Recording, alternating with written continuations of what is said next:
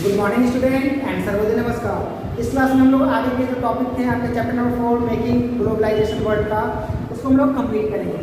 तो आपको पता है कि जब 19वीं सेंचुरी में ग्लोबलाइजेशन दे रहा था, एक शेप ले रहा था, इकोनॉमिक चेंजेज आ रहे थे, उसमें कुछ सम ड्रामेटिक चेंजेज आए, कुछ छोटे छोटे चेंजेज भी आए जो हम लोग देखने को ज़्यादा मिला नहीं, बट ये बाद में हमें पता चला, लेट 19वीं सेंचुरी में पता चला कि वो कुछ छोटे छोटे चेंजेज आए जिसके कारण इकोनॉमिक्स पे भी इन्फ्लुएंस हुआ, कुछ असर पड़ा।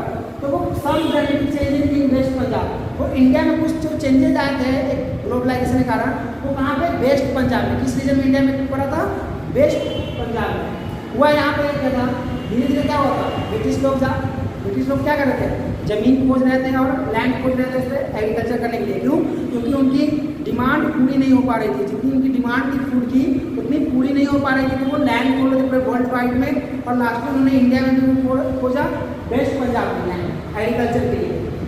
तो उन्होंने देखा कि इंडिया में भी बहुत सारे ऐसे लैंड है जहाँ पर खेती की जा सकती है, बट वहाँ तक पानी पहुँच जाए तक इरिगेशन यानी सिंचाई की सुविधा सही हो जाए तो वहाँ पे भी खेती हो सकती है। तो वही चेंजेज आपके ड्रामेटिक चेंजेज वेस्ट पंजाब में हुए। कॉलोनीज इस्टेब्लिश हो गई, और कॉलोनीज इस्टेब्लिश होने के बाद उन्होंने सोचा ब्रिटिश लोगों ने, अंग्रेज लोगों ने, कि पंजाब तक अगर पानी किसी तरह जल का सिंचाई की व्यवस्था करा दिया जाए तो वहाँ की ज़मीन पर भी खेती इजली की जा सकती है। और उन्होंने नेटवर्क ऑफ कैनल्स यानी कि नेटवर्क ऑफ कैनल्स यानी बहुत सारे कैनल्स बनाए जहाँ पे रेगिस्तान डेजर्ट वाला इलाका, तो वहाँ पे कैनल्स के थ्रू पानी पहुँचाया गया और उस लैंड का यूज खेती के लिए किया गया।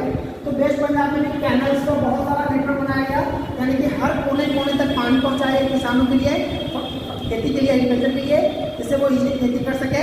और वेस्ट पंजाब में बहुत सारे नेटवर्क कैनल क्रिएट किए गए और नदी के पानी कैनल के थ्रू वहाँ तक पहुँचाया गया जहाँ पर पानी नहीं है, जिसके कारण क्या हुआ, किसानों को सिंचाई की व्यवस्था अच्छी हो गई और वो एग्रीकल्चर में प्रोडक्शन इंक्रीज करने लगे। तो मेनली वेस्ट पंजाब में आपका व्हीट और कॉटन की खेती की जाती थी। किस चीज़ की? व्हीट और कॉटन की खेती की जाती थी। कॉटन आपका एक प्राइमरी रॉ मटेरियल है इंडस्ट्रियलाइजेशन का। कोई भी टेक्सटाइल मिल हो जाए, कोई भी टेक्सटाइल जो कपड़ा बनाती है उसका प्राइमरी रॉ मटेरियल क्या हुआ? कॉटन। और इंडिया में कॉटन अच्छे से खेती हो जाती थी और काफ़ी मात्रा में उगाए जाने लगे, जिसके कारण क्या होगा, अंग्रेज लोग, ब्रिटिश लोग इंडिया में कॉटन की खेती इंक्रीज करने लगे और यहाँ से कॉटन को एक्सपोर्ट करने लगे। जितने भी ब्रिटेन के इंडस्ट्रीज थे, जितने भी ब्रिटेन की फैक्ट्रीज थी, बड़े बड़े इंडस्ट्रीज थी, उनका रॉ मटेरियल अब इंडिया से जाने लगा, एक्सपोर्ट होने लगा, क्योंकि इंडिया में ज़्यादा खेती करने लगी। इसलिए खेती ज़्यादा होने लगा क्योंकि उनकी डिमांड पूरी नहीं हो रही थी, कॉटन की जो डिमांड थी वो पूरी नहीं हो रही थी, इसलिए इंडिया में कॉटन की खेती इंक्रीज कर दी गई। देखते देखते पूरा वर्ल्ड वाइड, पूरा जो देश है, पूरे कंट्रीज है, सब ब्रिटिश की कॉटन की खपत को पूरा करने के लिए वो लोग भी कॉटन की खेती करने लगे। ठीक है, और ऐसा देखा गया 80-20 से लेके 1940 तक आपका ट्रेड जो पहले 20% 25% था वो बढ़ के 40% मल्टीप्लाई हो गया, यानी 40% इंक्रीज कर गया। 25 से 40% पे चला गया ट्रेड, और ट्रेड इसलिए बढ़ गया क्योंकि इंडस्ट्रियलाइजेशन यूरोप में चलने लगा था, ब्रिटेन में इंडस्ट्रियलाइजेशन हो गया था, बड़े बड़े फैक्ट्री लग गए थे। उन फैक्ट्री का जो मेन प्राइमरी आपका रॉ मटेरियल था वो एग्रीकल्चर बेस्ड था। 60% जो इंडस्ट्रीज थे, 60% जो इंडस्ट्रीज थे वो एग्रीकल्चर बेस्ड थे, और एग्रीकल्चर अगर नहीं, उनके रॉ मटेरियल का जो उनको रिक्वायरमेंट रॉ मटेरियल उनका एग्रीकल्चर नहीं होगा, उनकी खेती नहीं होगी, तो वो इजली प्रोडक्ट नहीं बना, फाइनल प्रोडक्ट नहीं बना पाएंगे। तो उनका जो 60% इंडस्ट्रीज जो था यूरोप में वो एग्रीकल्चर बेस्ड इंडस्ट्रीज थे। क्या थे? एग्रीकल्चर बेस्ड वो इंडस्ट्रीज थे जिनकी प्राइमरी रॉ मटेरियल आता है एग्रीकल्चर से होता है। जैसे अब आपका आटा का रॉ मटेरियल क्या होगा? व्हीट, गेहूँ वहाँ पे थे, बहुत सारे आटा फैक्ट्री बने थे, जिसके कारण वो उनका रॉ मटेरियल व्हीट हो गया। अब बहुत सारे टेक्सटाइल इंडस्ट्रीज है तो उनका रॉ मटेरियल क्या है? Cotton, primary raw material cotton, और कॉटन नहीं जाएगा तो कपड़ा बनेगा टेक्सटाइल इंडस्ट्रीज का नहीं। तो वो सारी दुनिया मिलके और ब्रिटेन के इंडस्ट्रीज की रॉ मटेरियल को, डिमांड को पूरा करने के लिए वो लोग व्हीट और कॉटन का ज़्यादा खेती करने लगे, एग्रीकल्चर करने लगे, क्योंकि इंडस्ट्रियलाइजेशन इंग्लैंड में बहुत ज़्यादा था और उनकी जो डिमांड थी वो पूरा नहीं हो पा रहा था। इसलिए सभी देश के कंट्री लोग मिल के उनके डिमांड को पूरा करने के लिए व्हीट और कॉटन की खेती बढ़ने लगी। अब आया जिससे कारण क्या हो गया, ये ज़्यादा करने लगी खेती और डिमांड पूरी होने लगी, तो वहाँ का ब्रिटेन में फूड सस्ता हो गया, फूड का प्राइस गिर गया, और कपड़े टेक्सटाइल इंडस्ट्री से उनका भी रॉ मटेरियल अगर मिलने लगा सस्ते दाम में चीपली, तो वो लोगों में सस्ते कपड़े भी प्रोवाइड करने लगे। तो इसका ये इन्फ्लुएंस हुआ कि फूड का प्राइस गिर गया ब्रिटेन में चीपली। जो लोग अफोर्ड नहीं कर पाते तो वो लोग ब्रिटेन के आते यूरोप के, उनको भी इजीली फूड मिलने लगा सस्ते दाम में, और वो भी खाने लगे पेट भर। टेक्सटाइल इंडस्ट्री में कॉटन यहाँ से सस्ता जाने लगा, तो उनका इन्फ्लुएंस क्या हुआ, उनको कपड़ा भी मिलने लगा, अच्छे अच्छे कपड़े भी कम दाम में उनको मिलने लगे, जो पहले गरीब लोग अफोर्ड नहीं कर पा रहे थे। ब्रिटेन के जो गरीब लोग थे वो अफोर्ड नहीं कर पा रहे थे कपड़ा खरीदना, अब वो इजीली अफोर्ड कर पा रहे हैं खरीदने, ठीक है।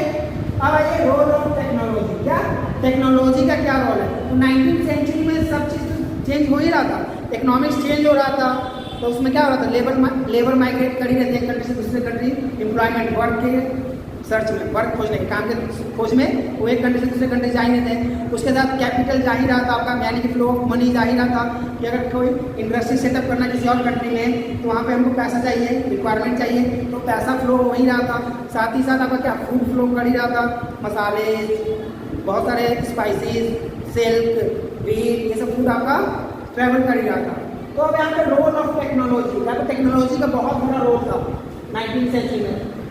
अगर एक जगह से दूसरे जगह ट्रांसपोर्टेशन की व्यवस्था ना हो, एक जगह से दूसरे जगह ले जाने की ट्रांसपोर्टेशन की अच्छी व्यवस्था ना हो, तो हम लोग क्या इजीली किसी भी प्रोडक्ट को एक जगह दूसरे जगह मूव कर सकते हैं, नहीं कर सकते। तो रोल ऑफ टेक्नोलॉजी में क्या आपका इंक्रीजमेंट हुआ, वहाँ पे ऐसे ऐसे इन्वेंशन किए गए जिससे इजीली एक जगह का रॉ मटेरियल, एक जगह के प्रोडक्ट को दूसरे जगह इजीली पहुँचाया जाए, एक जगह से प्रोडक्ट को दूसरी जगह इजीली पहुँचाया जाए। तो उसके लिए मेन था आपका ट्रांसपोर्टेशन। तो ट्रांसपोर्टेशन में आपका लैंड के लिए रेलवे का आविष्कार किया गया, रेलवे का इन्वेंशन हुआ लेट 18वीं सेंचुरी। उसके बाद स्टीम शिप और टेलीग्राफ, ये तीनों का इन्वेंशन हुआ। स्टीम शिप आपका वाटर वेज के लिए, जो जहाज के द्वारा ट्रेड किया जा सके। लैंड के लिए रेलवे, एक जगह से दूसरी जगह लैंड पे कैसे मूव किया जाए। जैसे मान लीजिए यहाँ पे नदी नहीं है, ठीक है, जहानाबाद मेरा एग्जाम्पल तो जहानाबाद मेरा बगल का डिस्ट्रिक्ट है, जहानाबाद में मान लीजिए आपने एक इंडस्ट्री लगाया और उसको जहाज के थ्रू ट्रेड करना है, बंगाल भेजना है, तो हम क्या करेंगे, जहानाबाद से नदी तो है नहीं तो वहाँ तक नाव जा सके, नदी तो यहाँ गंगा नदी यहाँ पे है मेरे पास, तो हम लोग क्या करेंगे, वहाँ से रेलवे लाइन बिछाएंगे गंगा नदी तक, जिससे क्या होगा, जहानाबाद से मेरा इजीली सामान गंगा नदी तक पहुँच जाएगा, और वहाँ से फिर क्या करेंगे, स्टीम शिप पे लोड करके उसको वेस्ट बंगाल इजीली पहुँचा देंगे। तो वही वर्क किया कि इंडिया को रेलवे नेटवर्क से जोड़ दिया गया बहुत सारे, और जहाँ जहाँ नदी नहीं थी वहाँ से रॉ मटेरियल नदी पोर्ट तक पहुँचाया गया, और पोर्ट से फिर स्टीम शिप के बड़े बड़े जहाज़ों पे लोड करके यूरोप में भेजा गया।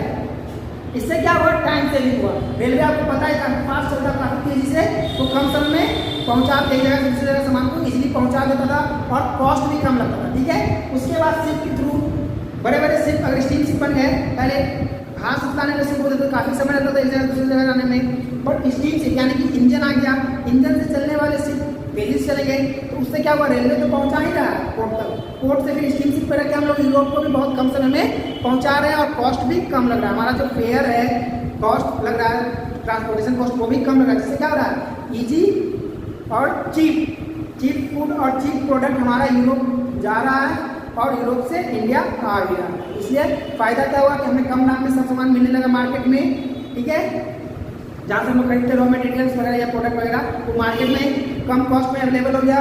पुअर लोग जो खरीद नहीं पा रहे थे, अफोर्ड नहीं कर पाते, उनको आराम से वो सामान को खरीद पाएंगे, क्योंकि कॉस्ट रिड्यूस हो गया। क्यों रिड्यूस हो गया, रोल ऑफ टेक्नोलॉजी का। रेलवे कॉस्ट इफिशिएंसी है ही, फास्ट ट्रांसपोर्टेशन है, उसके बाद स्टीम शिप, ये भी फास्ट ट्रांसपोर्टेशन है, और कॉस्ट रिड्यूशन इसके कारण हुआ, ठीक है। तीसरा था टेलीग्राफ। टेलीग्राफ क्या था, संवाद यानी कम्युनिकेशन स्टैब्लिश करने के लिए वहाँ पे क्या बनाया गया, टेलीग्राफ का इन्वेंशन हुआ। यानी कि पहले बात करने के लिए आपको काफ़ी समय लगता था, और टेलीग्राफ के थ्रू, लेटर के थ्रू हम लिख के शिप में डाल देते थे, कार्गो शिप में, और कार्गो शिप लेटर मेरा यूरोप से इंडिया या अदर कंट्री में, जहाँ अमेरिका, ऑस्ट्रेलिया, न्यूजीलैंड में उन लोग का कॉलेज थी, वहाँ इजीली हम लोग एक दूसरे कॉलेज से बात कर सकते, ठीक है। अब आइए न्यू इन्वेस्टमेंट, टेक्नोलॉजी में इन्वेस्टमेंट किया नया नया, तभी तो नए नए टेक्नोलॉजी इन्वेंशन हुए, तो उसमें भी इन्वेस्ट किया गया। जैसे लाइट वैगन यानी कार्गो शिप, हल्के हल्के कार्गो शिप बनाए गए, जिसपे इजीली वो फ्लोट कर जाए। जैसे कोई हल्का सामान हो, पेपर, बिस्किट, ये सब हल्के सामान है, तो उनको लाइट वैगन शिप में डाल के भेजा जाता था कि लाइट वाला ये लाइट प्रोडक्ट है, इसको लाइट वाले शिप में भेज दो, ये जल्दी पहुँच जाए, ठीक है। उसके साथ आया अब तो हम लोग फूड खाने लगे, अब कुछ लोग नॉनवेज खाने वाले थे तो मीट। अब तो मीट यूरोप में नहीं हो रहा, इतना नहीं जानवर पाया जा रहा था कि वहाँ के मीट को भी, मीट के डिमांड को वो पूरा कर पाए, तो अदर देश से मीट आया। तो मीट एक ऐसा चीज़ है कि वो अगर ज़्यादा एक दिन से ज़्यादा रह जाए तो वो खराब हो जाता है, कच्चा रहे तो वो खराब हो जाएगा, ठीक है। तो मीट को ट्रांसपोर्ट करने के लिए इसमें भी रोल ऑफ टेक्नोलॉजी का बहुत बड़ा इंपॉर्टेंट रहा, और उन्होंने रेफ्रिजरेटेड शिप का इन्वेंशन किया। क्या क्या? रेफ्रिजरेटेड शिप का इन्वेंशन किया, जिसमें क्या हुआ, मीट को पैक करके और रेफ्रिजरेटर शिप में डाल के एक जगह से दूसरी जगह ट्रांसपोर्ट किया गया है। जैसे मीट आपका अमेरिका, ऑस्ट्रेलिया, न्यूजीलैंड से रेफ्रिजरेटर शिप के द्वारा मीट, जानवरों को कच्चा मीट रेफ्रिजरेटर शिप में डाल के यूरोप एक्सपोर्ट होने लगा। इससे ये फायदा हुआ रेफ्रिजरेटर से कि जो सब्जी वगैरह जो खराब हो जाता है, एक दिन से ज़्यादा रखने पे जो खराब होने वाला सामान था, प्रोडक्ट था, उसको रेफ्रिजरेटर शिप के थ्रू हम लोग ट्रांसपोर्ट कर देते थे, वो खराब ना हो। जिसके कारण क्या हुआ, मीट का भी दाम घट गया और मीट भी कम रेट में मिलने लगा, ठीक है, यूरोप में। तो वहाँ के जो पुअर पीपल मीट को एक्सपोर्ट नहीं कर पा रहे थे, वो भी मीट को अब खाने लगे और उनका ग्रोथ होने लगा, उनका बॉडी का ग्रोथ होने लगा, ठीक है।